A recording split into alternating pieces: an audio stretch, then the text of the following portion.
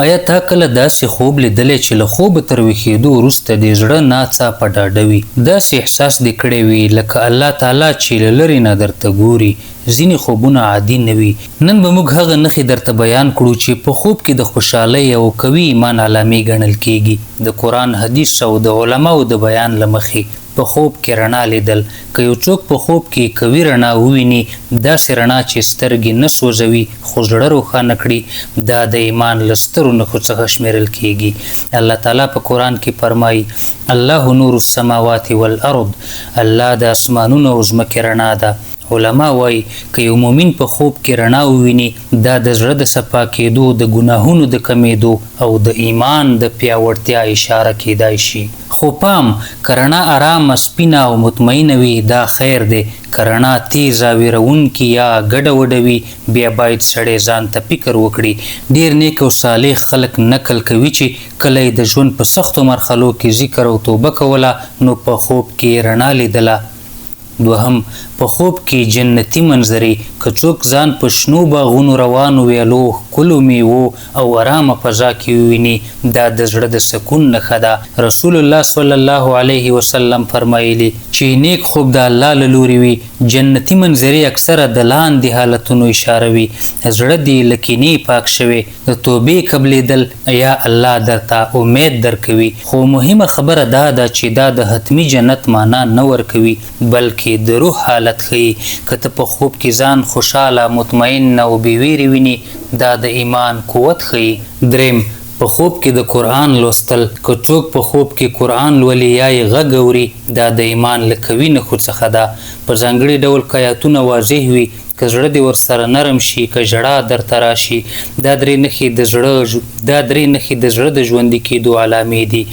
ځینې علما وایي که یو کس په خوب کې سورت فاتحه، آیات کرسي یا سورت اخلاص وویني یا یې ولولي، دا د حفاظت او روحاني قوت اشاره ده. خو که څوک قرآن لولي خو نه پوهیږي څه وایي یا یې الفاظ ګډوډ وي، نو بیا باید عمل ته وګوري. څلورم، په خوب کې ژړا کول.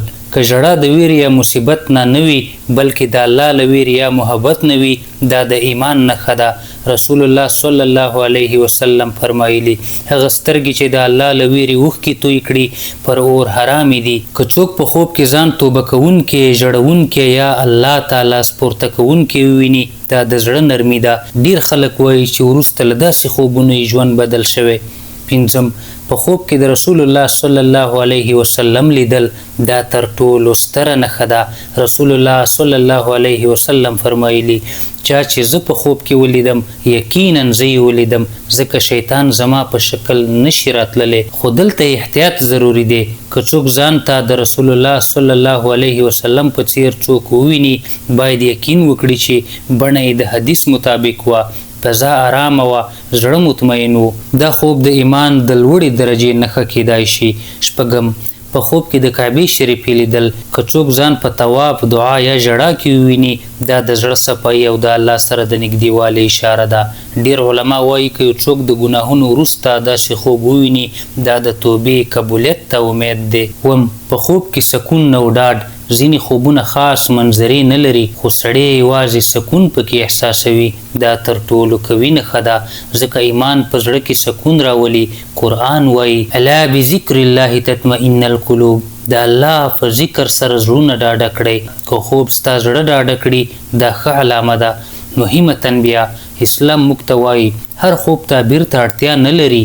درې ډوله خوبونه دي: د الله له لوري ښه خوب، د شیطان له لوري ویرونکی خوب، د نفس عادي خیالات. نو که ښه خوب وویني، شکر ادا کړه، د ښه نیت نوی فعل وکړه، هر چاته یې مه وایه. او که بد خوب وویني، اعوذ بالله ووایه. چپ لور ته 3 ځله لاړې تو کړه، چاته یې مه بیانوه.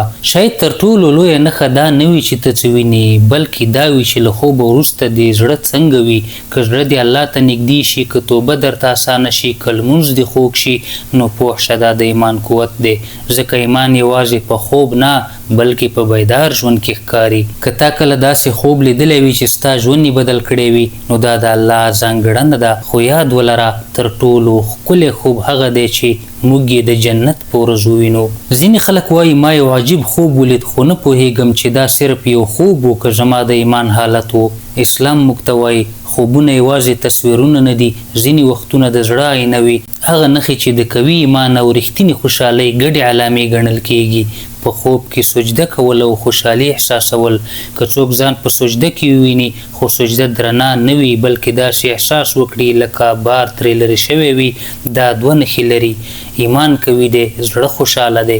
سجده د الله سره د مؤمن تر ټولو نږدې حالت دی. که په خوب کې ته سجده کوي او ژړا دې د ویرې نه بلکې د سکون وي او له خوب وروسته د زړه نرم وي، دا د ایمان او داخلي خوشحالۍ ګډه علامه ده.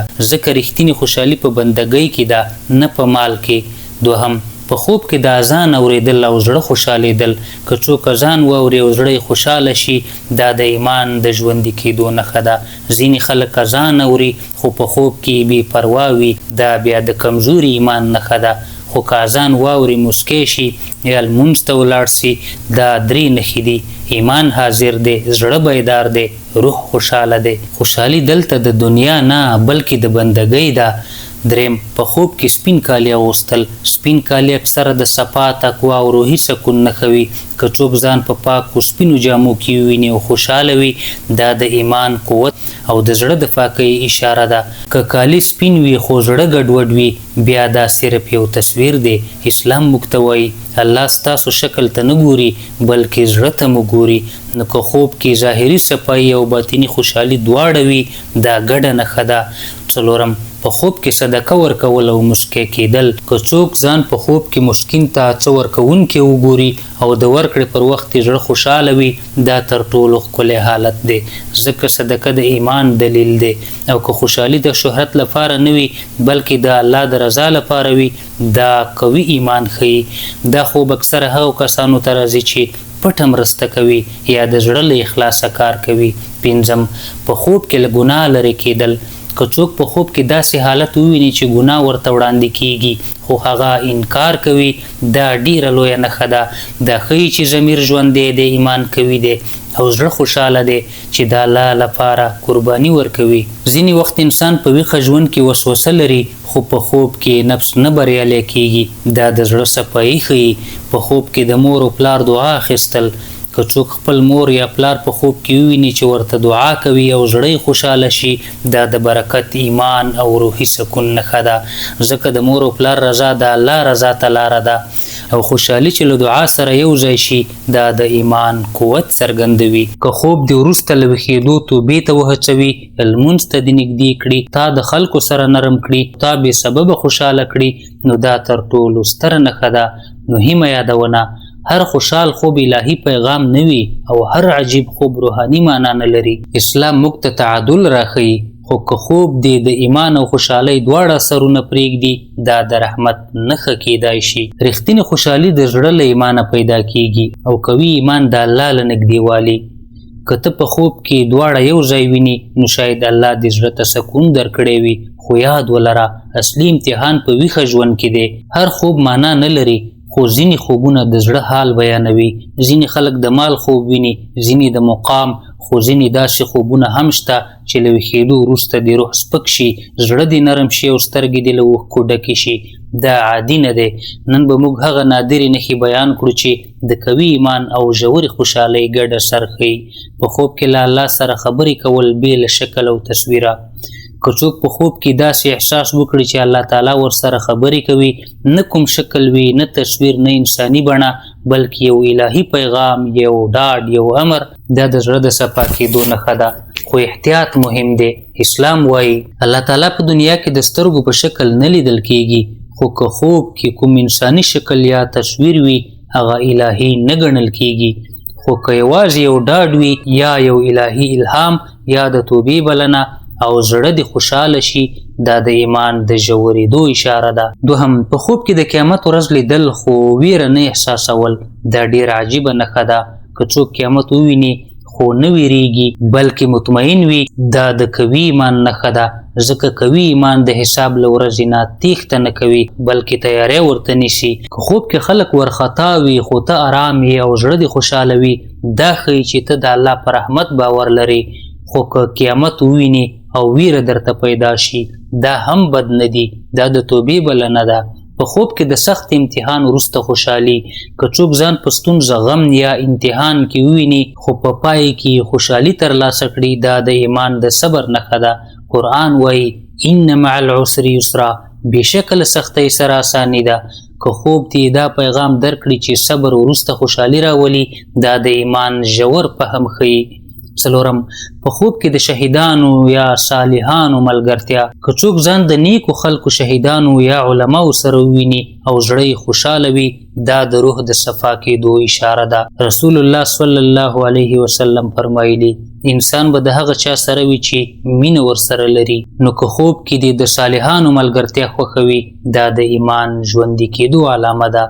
پنځم په خوب کې د ګناه وروسته فوري توبه که څوک ځان ګناه کوونکی وویني خو سمدستي پښیمانه شي ژاړي او توبه وکړي دا ډیره لویه نښه ده ځکه دا ښیي چې زړه مړ نه دی ایمان ژوندی دی ضمیر بیدار دی او که توبه دې وروسته خوشحالي درکړي دا د الله د رحمت امید دی.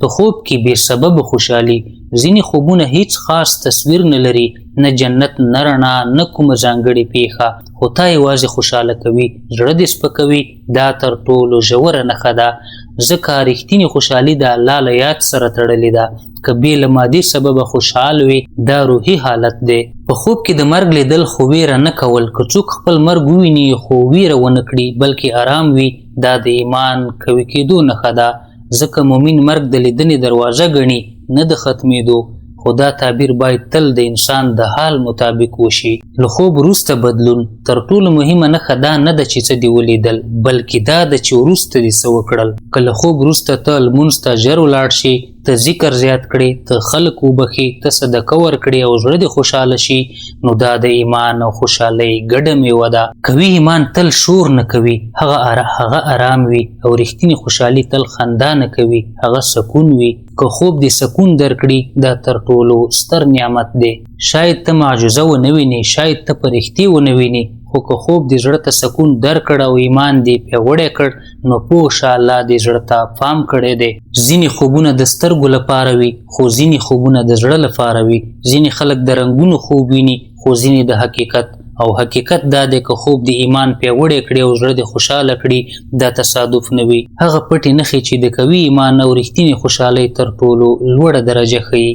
په خوب کې د دنیا پرېښودل خو غم نه کول که څوک په خوب کې وویني چې مال له لاسه ورکوي مقام ختمیږي خلک ترې مخ اړوي خو زړه یې ارام وي او خوشحاله وي دا د ایمان ستره نښه ده ځکه قوي ایمان د دنیا په شتون نه بلکې د الله په رضا کې دی. که ته په خوب کې دنیا له لاسه ورکوي خو زړه دې سپک شو دا ښیي چې زړه دې له دنیا نه تړل شوی. په خوب کې د جنت ارمان کول نه یوازې لیدل ځینې خلک جنت ویني خو ځینې جنت غواړي. که په خوب کې د زړه دعا کوي یا الله جنت راکړه او دا غوښتنه دې له شوق کوي نه له ویرې دا د ایمان او خوشحالۍ ګډه لوړه درجه ده ځکه قوي ایمان د الله د لیدلو شوق لري نه یوازې د عذاب نه ژغورنه. په خوب کې د خلکو بخل که څوک په خوب کې هغه څوک وبخي چې په ویښه ژوند کې ورته تکلیف رسولی وي او بخښنه ورته اسانه ښکاري دا د زړه پاکي او داخلي خوشحالۍ نښه ده ځکه کینه زړه دروندوي خو بخښنه زړه سپکوي او سپک زړه خوشحاله زړه وي. په خوب کې د الله په تقدیر رضا کېدل که څوک په خوب کې د یوې ستونزې سره مخ شي خو ووایي الحمدلله دا هم د الله اراده ده او زړه مطمئن وي دا تر ټولو قوي ایمان دی ځکه ایمان یوازې په اسانۍ کې نه ازمایل کیږي بلکې په سختۍ کې هم ازمایل کیږي او که په خوب کې راضي او خوشحاله وي دا ښیي چې زړه دې د تسلیمۍ درجې ته رسېدلی. په خوب کې د ذکر کولو دوام که څوک په خوب کې سبحان الله الحمدلله الله اکبر تکراروي او ژبه یې اسانه وي زړه یې خوشحاله وي دا د روح د ژوندي کېدو نښه ده ځکه ذکر د زړه غذا ده. که زړه په خوب کې ذکر کوي دا ښیي چې ایمان یوازې ظاهري نه دی بلکې باطني شوی دی. په خوب کې یوازې له الله نه مرسته غوښتل که په خوب کې ته د خلکو پر ځای الله ته لاس پورته کوي دا د توکل نښه ده او که دې وروسته خوشحالي احساس کړه دا ښیي چې زړه دې په مخلوق نه بلکې په خالق باور لري. توکل د ایمان لوړه درجه ده او توکل خوشحالي زیږوي. له خوب وروسته د بدلون دوام تر ټولو ستره نښه دا ده که خوب دې یوازې یو احساس نه وي بلکې یو بدلون وي. که له خوب وروسته ته ګناه پرېږدي ته دعا زیاته کړې ته لمونځ ته وخت ورکړې ته صدقه پټه کړې ته نرم شي او دا حالت څو ورځې دوام وکړي دا عادي خوب نه دی، دا د زړه بیداری ده. یو ډیر ژور حقیقت، کوي ایمان شور نه لري، هغه سکون لري، رښتینی خوشحالي خندا نه لري، هغه رضا لري. که خوب دی رضا درکړي، که خوب دی سکون درکړي، که خوب دی الله ته نږدې کړي، نو دا تر ټولو لوی نښې دي. شاید ته په ژوند کې ډیر خوبونه ووینې، خو هغه خوب یاد وساته چې ته یې الله ته نږدې کړی. ځکه تر ټولو ښکلی خوب هغه دی چې د قیامت په ورځ موږ ځان د الله په رحمت کې ووینو. درنو دوستانو، که دا معلومات درته ګټور ونو، چینل سبسکرایب کړئ او دا ویډیو له نورو ملګرو سره هم شریکه کړئ.